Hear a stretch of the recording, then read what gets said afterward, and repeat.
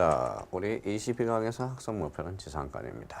지상권에 대해서 대표적으로 이런 것들이 있죠. 우리 지상권이라는 것은 이렇게 이제 지상권이 있고 대표적으로 이제 법정지상권에 대해서는 정말 잘 알아야 됩니다. 그러면 우리 지상권과 관련돼서 지상권 일반론하고 법정지상권에 대해서 늘 출제된다고 생각하고 작년에 지상권하고 대표적으로 법정지상권과 그 다음에 분묘기지권에 대해서 사례로 출제가 되죠. 그러면 22강에서 학습 목표는 바로 지상권에 대해서. 그러면 지상권의 개념과 지상권자의 권리를 이해한다. 그러면 지료와 지료 현재 시 법률 관계를 이해한다. 그러면 세 번째 지상권의 소멸사유와 지상권 매수 청구권을 숙지해야 된다. 그러면 특수지상권으로서 대표적으로 부분지상권과 분묘기지권을 사례로 이해해 두셔야 된다는 거. 그러면 기본서를 자기가 들을 때, 기본서를 우리가 읽으실 때, 그러면 이 네 가지 초점에서 우리가 지상권 일반론에 대해서 확인을 해 두시면 됩니다. 자, 지상권은 무슨 물건이에요? 대표적으로 영입물건이죠. 영입물건이라는 것은 대표적으로 사용과 수익권 용익이라는 게 탄생하게 되고요. 그러면 영입물건에는 대표적으로 지상권, 지역권, 전세권이라는 세 가지 종류를 두고 있다는 겁니다. 그러면 영입물건과 관련돼서 첫 번째 우리가 해둘 거는 우리가 바로 대표적인 지상권입니다. 지상권에 관련돼서 우리가 꼭 암기해 줄 거는 지상권은 토지의 권리다. 토지의 권리. 그러면 토지의 권리라. 그러면 토지의 권리로서 대표적으로 이제 퇴단 존속기간이라는 걸 우리가 기억해 두셔야 돼요.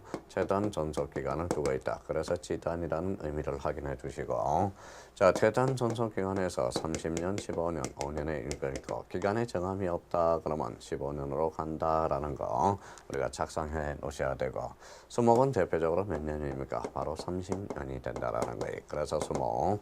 자, 그러면 30년을 한 번 더 해봐요. 60년. 60년을 한 번 더 해봐요. 90년이죠. 그러면 우리가 이제 실질적으로 영구지상권도 가능하다라는 게 의미가 떨어집니다. 영구지상권도 가능하다. 자, 여기에 대해서 또 우리가 확인해 둘 거는 지상권은 영입물건이에요. 그러면 영입물건과 관련돼서 친하지 않는 거 대표적으로 지분이라는 게 있어요. 지분을 대표적으로 사용수익은 배타적으로 할 수가 없죠. 그러면 지분에 대해서는 설정할 수 없다라는 거 이걸 또 한번 확인해 둘 필요가 있어요. 그럼 지분을 다른 말로 뭐라고 그러냐? 대표적으로 권리의 일부다. 권리의 일부다. 권리의 일부를 바로 지분이라는 걸 기억해 두세요. 그러면 권리의 일부에 대해서 지상권은 설정할 수가 없다. 이 의미 하나 잡아라. 또 하나 우리가 지상권에서 우리가 기초적으로 잡을 거는 이중지상권이라는 게 있어요. 이중지상권은 지상권 위에 지상권은 설정할 수 없다. 그러면 결론적으로 이중지상권이 되지 않는 이유는 왜냐하면 배타적인 영입물건이다라는 걸 기억해 둘 필요가 있어요. 배타적인 영입물건이다. 이렇게 이제 의미를 결정지어 두시고요.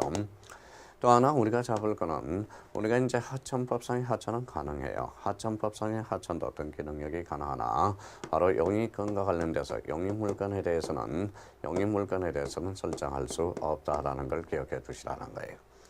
자, 여기에 곁들여서 우리가 설정이라는 단어를 한번 잡아보자고요. 설정이라는 단어가 뭐냐라는 거.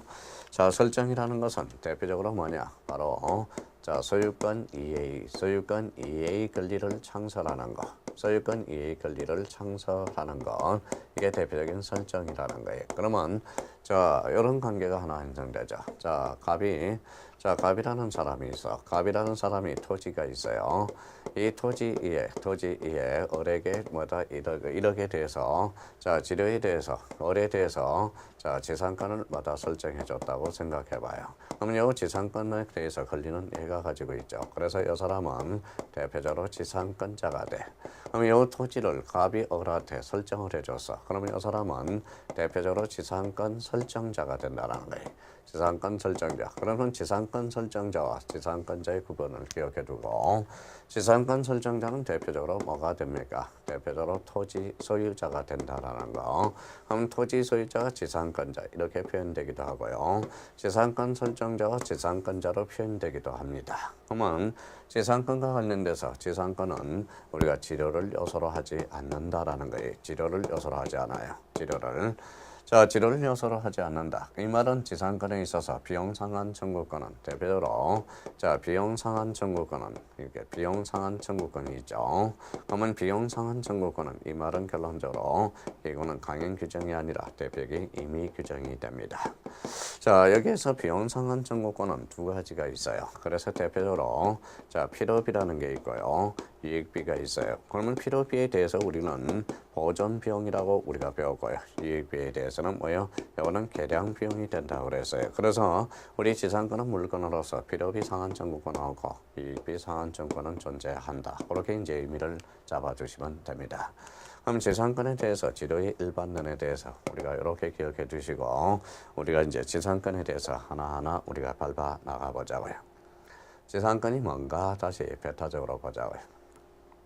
지상권이란 타인의 토지, 지상권 설정자, 토지 소유자의 그 토지에 건물입니다. 건물, 기타 공작물이나 그러면 건물을 소유하기 위해서 그 토지를 사용하는 영입물건을 바로 뭐예요? 지상권이다. 민법 279조에 규정이 되어 있고 그러면 지상권의 대상은 대표적으로 뭡니까? 바로 건물입니다. 건물. 그 다음에 공작물이 있네요. 그 다음에 이제 수목이 있겠죠. 수목. 그러면 건물, 공작물, 수목에 대해서 뭐가 달라집니까? 여기에 대해서 대표적으로 최단 존속기간이 달라진다는 거예요. 그래서 지상권이란 타인의 토지에 건물, 기타 공작물이나 건물을 소유하기 위해서 그 토지를 사용하는 영입물건을 보라 지상권이다. 자, 법적 승리에 대해서 우리가 아까 학습 목표 제1목표가 뭐였었어요? 지상권의 이유와 지상권의 법적 성질을 살펴보자고 말씀을 드렸죠. 지상권은 타인의 토지에 설정하는 물건이다. 따라서 자기 토지 위에 설정할 수 없고 또한 타인의 토지가 아닌 타인의 건물에 강고시설, 그 다음에 송신시설을 설치할 목적으로 지상권을 설정한 것은 무효입니다. 이 경우 이때는 임대차를 우리가 설정해 줘야 되겠죠. 그래서 지상권은 타인의 토지에 설정하는 물건이다. 따라서 자기 토지에 설정할 수는 없다. 여기에서 그래서 이런 측면에서 우리 원미를 잡아라. 그러면 타인의 토지가 아닌 타인의 건물에 강고, 송신시설을 설치할 목적으로 지상권을 설정은 무효고 이 경우는 뭐에 대표적으로 임대차를 설정해야 된다. 잘 법적 성질에 의해서 기억해 둘 필요가 있어요. 지상권의 설정 목적입니다. 설정이라는 것은 대표적으로 소유권 이해 권리를 창설하는 거다. 그러면 지상권의 설정 목적은 건물도 포함되고 공작물 수목을 소유하기 위함이다. 그래서 설정 목적이 나왔네요. 이 설정 목적에 따라서 뭐가 달라져요? 지상권의 존속기간이 달라진다. 그 존속기간이 뭡니까? 대표적으로 최단 존속기간이야. 30년, 15년, 5년이 있죠. 그래서 지상권의 설정의 목적. 이게 나중에 지상권 설정 목적은 기록할 수 있다. 이러면 틀려요. 기록하여야 한다. 필요적 기록사항으로 이제 빠지게 됩니다. 자, 내연에 대해서 지상권은 타인의 토지를 사용하는 권리다. 타인의 토지를 사용하는 권리로서 지상권자 아까 이야기했죠. 여기를 우리가 보신다면 이게 바로 뭐예요? 갑의 토지 위에 타인의 토지 위에 권리를 설정하는 것. 그러면 이게 지상권자라는 걸 기억해 두셔야 돼요. 이 토지 소유자가 대표적으로 뭐가 된다? 지상권 설정자가 된다라는 거예요. 그렇다면 이 지문에서 지상권은 타인의 토지를 사용하는 권리며 따라서 지상권자가 지상권이 성립된 이후에도 건물을 신축하지 않더라도 전속기간 동안은 지상권은 소멸하지 아니한다. 그러면 우리 타인 토지의 건물의 존재는 전속요건이 아니라는 겁니다. 또한 신축한 건물이 멸실되더라도 지상권은 소멸하지 않는다라는 거. 그러니까 우리 요 디귿과 관련돼서 요거 반드시 기억해 두셔야 돼요. 요 니은과 관련돼서는 당연히 해야 되는 거고. 그래서 법적 성질에서 특히 1번과 디귿에 대해서 요 1번 요거 반드시 기억해 둬야 되고 그다음에 요 기억에 대해서도 기억해 달라는 거. 우리가 법적 성질에 대해서 그렇게 한번 우리가 기억을 해 달라는 거 부탁드립니다. 자, 그 다음에 두 번째 학습 목표가 있죠. 어떤 학습 목표가 있었어요? 자, 지료와 지료 현체에 관련돼서 우리가 봤습니다. 자, 지상권에 있어서 지료의 지급은 지상권의 요소가 아니므로 즉 무상으로 지상권을 설정한 것으로 유상하다. 그럼 결론적으로 지상권은 유상도 가능하고 무상도 가능하다. 지료가 요소가 아니라는 것은 우리 등기법에서는 지료는 필요적 기록사항이 아니라는 거예요. 그러면 지료에 관한 유상 약정이 없는 이상 지료의 지급은 구할 수 없다라는 것. 그래서 지상권과 지료 관계, 요 지료는 요소가 아니다. 이번에 기억해 두시고. 따라서 지상권에 있어서 지료 약정을 하여야 할 지료를 청구할 수 있으며 또한 유상인 지료에 관해서는 자 지료액 지급 시기 약정은 이를 등기하야만 그 뒤에 토지 소유권 또는 지상권을 양수한 사람 제3자에게 대항할 수 있고 그러면 우리가 이제 기록사항에는 세 가지가 여러 가지 사항이 있겠죠. 자 그러면 그거에 대해서 우리가 이 지문에 대해서 우리가 살펴보자고요. 자 우리가 기록사항이 있습니다. 자, 기록사항에는 대표적으로 필요적 기록사항이 있어요. 필요적 기록사항이 있고 대표적으로 임의적 기록사항이 있다라는 거예요. 그러면 필요적 기록사항은 기록해야 되고 임의적 기록사항은 기록할 수 있다라는 거야. 그러면 이 필요적 기록사항은 돈과 관련돼서 원칙적으로 필요적 기록사항이야. 돈이라는 것은 요거는 눈물의 씨앗이 아니라 대표적으로 소송의 씨앗이 된다라는 거예요. 소송의 씨앗으로서 그럼 여기는 임의적 기록사항 기록할 수 있다라는 거예요. 대표적으로 기간이야. 기간. 이 기간은 언제나입니다. 언제나 기간은 임의적 기록상으로서 이 기간은 누구한테 맡겨라. 대표적으로 약정과 자 특약과 합의라는 게 있어요. 특약과 합의. 그래서 결론적으로 기간 언제나 약정, 특약, 합의 이렇게 연결되는 거예요. 그러면 결론적으로 지료는 요소가 아니다. 그러면 지급 시기에 대한 약정은 이를 등기하여만 그 뒤에 뭐예요? 바로 뭐 할 수 있다? 제3자에 대응할 수 있고 그러면 결론적으로 임의적 기록사항은 등기부에 기록할 수도 있고 기록하지 아니할 수도 있으나 기록하게 되면 제3자가 등기부를 이렇게 봐요. 그래서 제3자의 계기는 힘, 무슨 역이다? 대항력이 발생한다. 그럼 지료에 관해서 등기되지 않는 경우 무상의 지상권으로서 지료 증액 청구권도 발생할 수 없다라는 것 대판 판례의 대표적으로 나와 있다라는 거예요. 자 그렇다면 이런 의미로서 그러면 B번과 관련돼서는 우리가 이제 그렇게 이제 기억을 해 둘 필요가 있고요.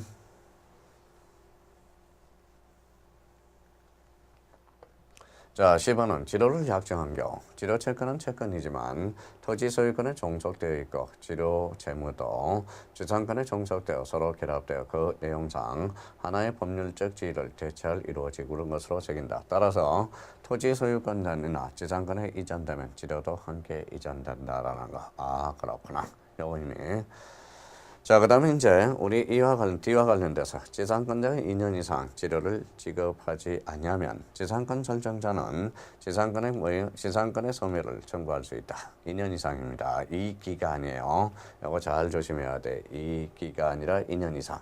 지상권자의 지료 지급의 현체가 토지 소유권의 양도 전후에 걸쳐 이루어진 경우는 토지 양수인에 대한 연체 기간이 2년이 되지 않으면 양수인은 지상권 소멸 청구를 할 수 없다라는 것. 그러면 우리 지상권과 지료 연체, 지료 관계에 대해서 A, B, C, D 이런 4개 지문 특히 우리가 여기 4개 지문 중에서 특히 이 의미를 잘 잡아두라는 거예요. A 기본이 돼야 되고 이 기본이 된 거에 대해서 우리가 B와 C와 D에 대해서 이 4개 지문이 탄생하게 된다라는 거 기억해 달라는 겁니다.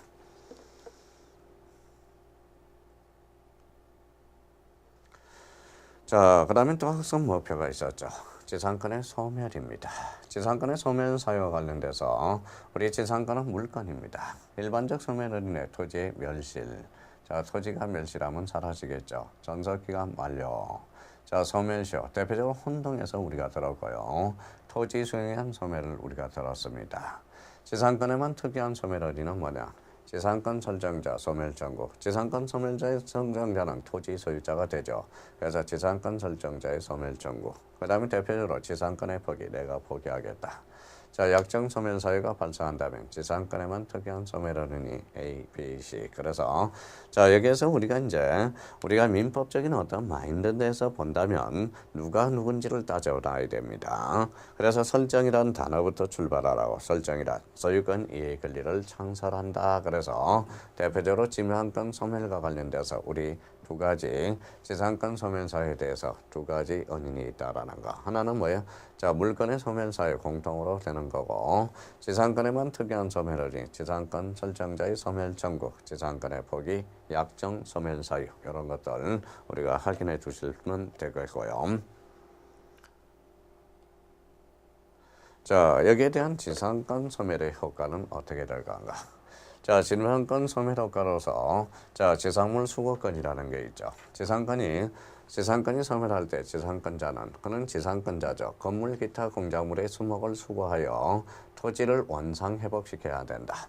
이제 지상물 수거권이 있죠. 이것은 지상권자에 걸린 동시에 의무이라는 거. 그래서 우리가 지상물 수거권, 지상물 매수거권, 그래서 지상권자는 누굽니까? 바로 토지 소유자가 아니죠. 토지 소유자는 지상권 설정자가 됩니다. 그래서 자, 지상물 수거권에 대해서는 지상권자에 걸린 동시에 의무다.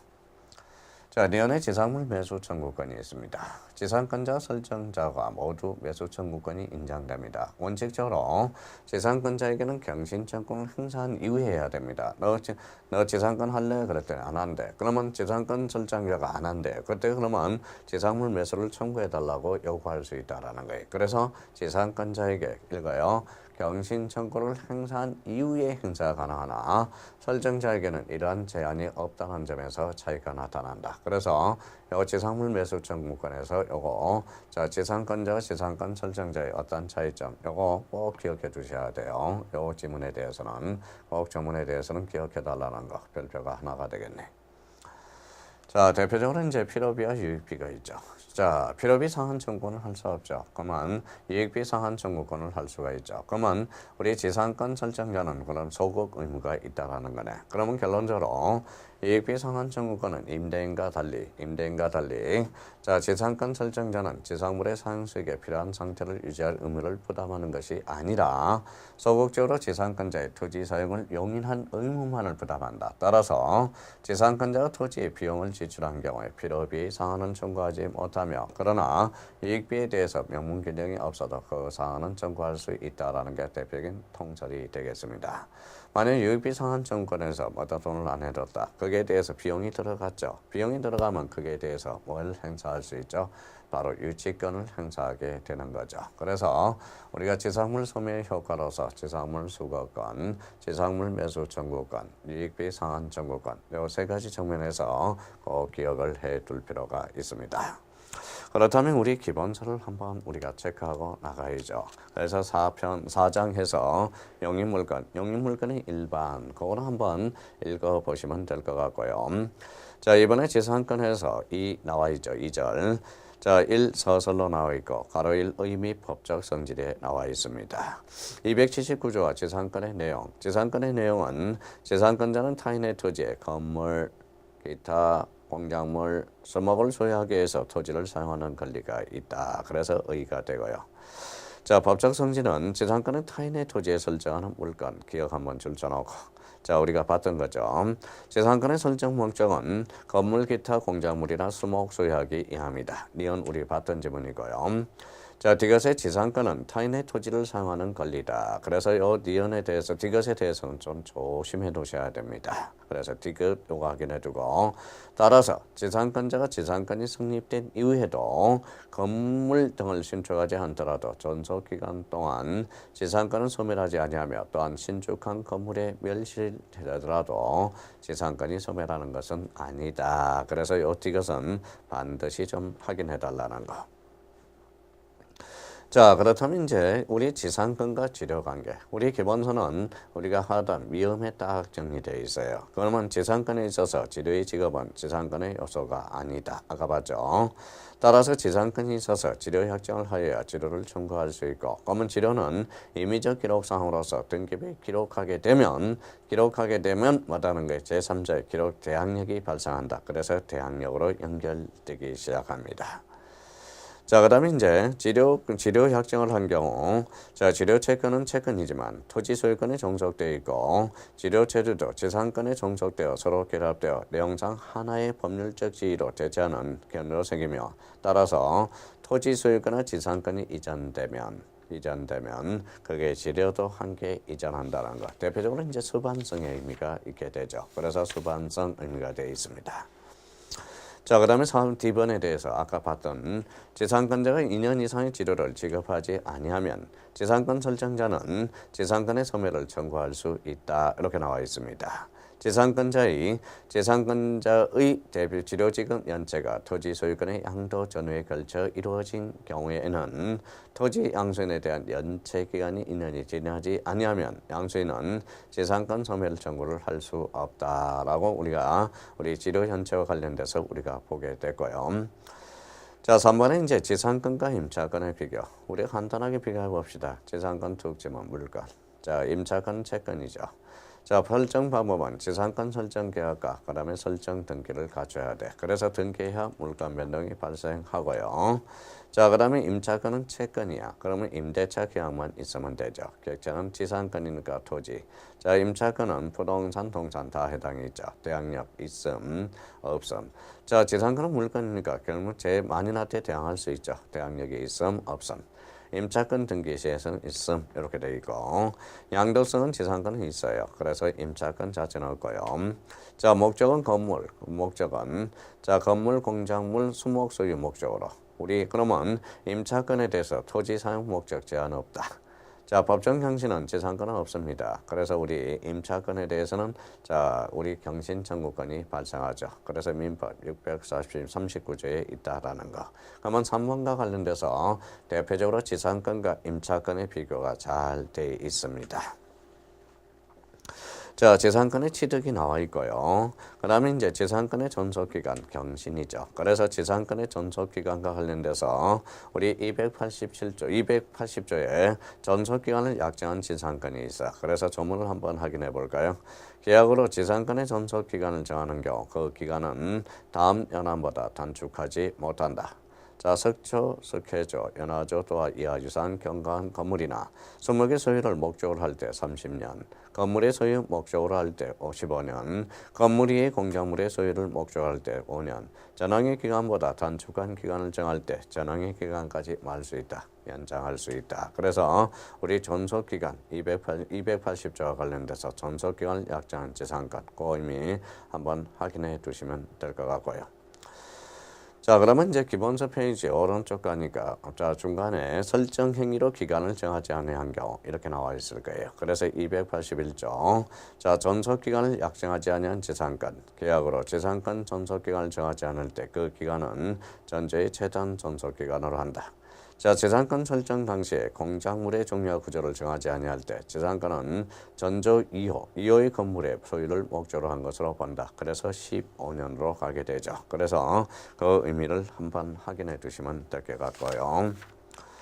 자, 그 다음에 이제 대표적으로 이제 지상권의 효력들. 자, 지상권의 이제 뭡니까? 효력들 우리가 보고 지상권의 경신 청구권과 매수 청구권이 있어요. 그러면 우리가 청구권이라는 게 있어. 그러면 청구권과 자기가 요건 나름대로 우리가 생각해 둘 게 하나가 있어요. 어떤 생각을 우리가 하셔야 되냐면 우리가 이제 뭐뭐 청구권이 있어요.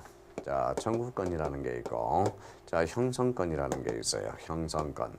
자, 청구권이라는 것은 상대방의 동의를 요할 때, 그러면 상대방의 동의를 요하면 이 동의를 요할 때 요거는 뭡니까? 이거는 청구권이 됩니다. 청구권이 되고요. 자, 형성권이라는 것은 결론적으로 상대방의 동의가 없을 때 동의를 요하지 않는 거, 동의를 요하지 않는 게 바로 형성권이야. 그러면 청구권이라는 것은 대표적으로 일방적 의사표시에서 효과가 발생하는 게 이게 대표적으로 형성권이거든. 그래서 청구권과 형성권의 맹한 구분은 상대방의 동의를 요할 때 그거는 청구권이고요. 대표적으로 형성권이란 상대방의 동의를 요하지 않는다면 그때는 형성권이 되겠고요. 형성권은 일방적 의사표시에서 효과가 발생하는 게 무슨 권이다? 대표적인 형성권이 됩니다. 그렇다면 지상권자의 경신 청구권이 있다. 경신 청구권은 이때 경신 청구권은 지상권이 소멸한 경우에 건물, 기타 공작물이나 수목이 현존해야 돼요. 현존한 때 지상권자는 계약의 경신을 청구할 수 있다. 만약에 현존하지 않는다면 계약을 경신할 이유가 없겠죠. 그래서 지상권자의 경신 청구권. 그러면 자꾸 생각을 해야 돼요. 여기에 대해서 아까 뭐라고 그랬어요? 갑토지다. 갑의 토지의 을과 관계에서 이 사람은 토지 소유자야. 그러면 이 사람은 지상권자고 토지 소유자는 지상권 설정자가 된다라는 거예요. 그럼 지상권자가 이 타인 토지의 거물이 현존할 때 이 계약을 경신하자 할 수 있는 거지. 그러면 지상권 경신 청구권은 건물이 뭐 해야 돼요? 대표적으로 현존해야 된다라는 거. 현존 동그라미. 자, B번과 관련돼서 지상권자의 지상물 매수 청구권입니다. 지상권자의 경신 청구로 곧바로 계약이 경신되는 것은 아니고, 즉 지상권자의 계약 경신 청구에 대해서 지상권 설정자는 승낙 또는 거절이 가능하다. 다만 지상권 설정자의 계약 경신을 거절한 경우 지상권자는 상당한 가액으로 내 공작물 수목 사달라. 그래서 지상물 매수 청구권을 행사할 수 있다라는 겁니다. 자, 그러면 이때는 이러한 매수 청구권은 결론적으로 상대방의 동의를 요하지 않죠. 그러면 이때 지상물 매수 청구권은 청구권이 아니라 대표적인 형성권이라는 거예요. 형성권입니다. 자, 이때 형성권으로서 지상권자의 일반 계약의 매수 청구의 의사표시로서 그 지상물에 대한 시가상당한 매매 계약이 성립되고, 이를 지상권 설정자는 거절할 수가 없다라는 거예요. 거절할 수 없다. 왜? 상대방의 동의를 요하지 않기 때문입니다. 자, 그러면 지상권자의 경신 청구권과 매수 청구권은 성립한 성실한 지상권자를 위해서 인정하는 권리다. 따라서 지상권자 지료를 체납하여 지상권 설정자로부터 소멸 청구를 당한 지상권자는 이러한 권리를 행사할 수 없다. 그래서 요 3번 넘어자 3번. 그래서 요거 꼭 기억해 두셔야 됩니다. 나중에 이제 지상권도 사례 문제가 출제된다면 이런 측면에서 우리가 꼭 기억해 주셔야 된다라는 거예요. 자, 10번과 관련돼서 지상권 설정자의 지상물 매수 청구권입니다. 자, 지상권 설정자도 지상권이 소멸한 경우 상당한 가액을 제공하여 공작물의 수목의 매수를 청구할 수 있으며, 이 경우 지상권자는 정당한 이유 없이 거절하지 못한다라는 거예요. 그러면 지상권자의 지상물 매수 청구권과 지상권 설정자의 지상물 매수 청구권, 이 B와 C의 관계에서 우리 한번 꼭 좀 읽어놔야 됩니다. 꼭 지금 읽어놓으셔야 돼요. 그래서 그런 의미 정도. 자, 지상권의 효력은 그대로 한번 읽어보시면 되고요. 4번에 이제 동그라미 4번을 찾아봐요. 지상권의 처분이 있어. 지상권의 양도임대. 자, 지상권의 양도임대는 강행 규정이야. 그럼 특약으로 배제시킬 수 없습니다. 지상권자는 타인에게 권리를 양도하거나 권리의 존속기간에 대해서 토지를 말 수 있다, 임대할 수 있다. 이게 대표적인 우리 민법 282조 조문으로서 지상권의 양도임대라는 게 있습니다. 자, 그러면 이제 담보 제공도 가능하겠죠. 지료 지급 의무가 있네요.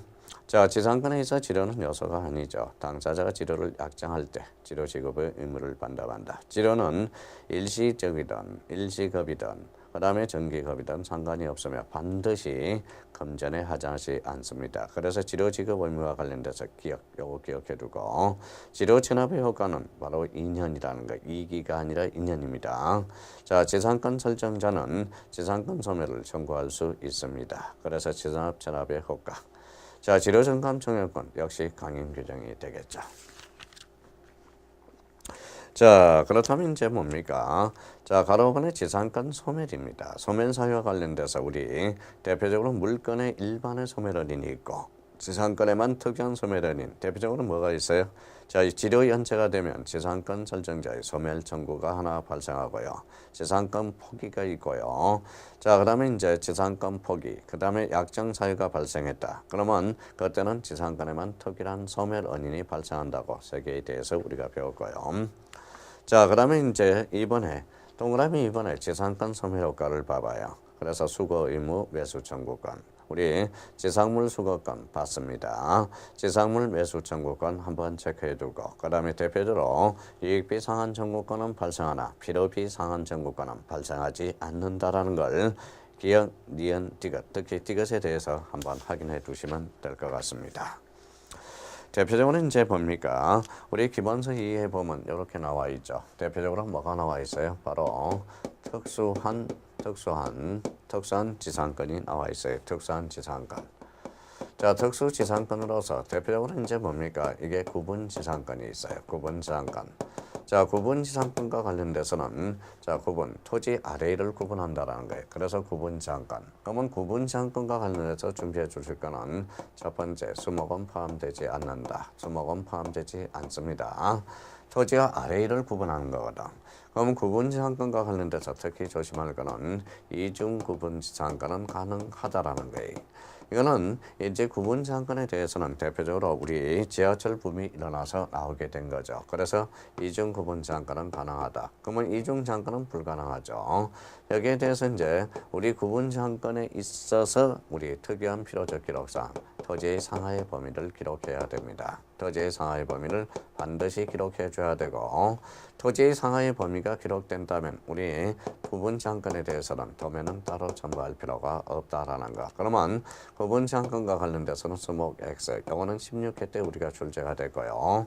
이중 구분지상권과 관련돼서 이 두 개는 대표적으로 가능하다라는 것은 우리 등기법, 부동산 등기법과 관련돼서 아니면 우리 민법, 구분지상권과 관련돼서 꼭 기억해 두셔야 됩니다.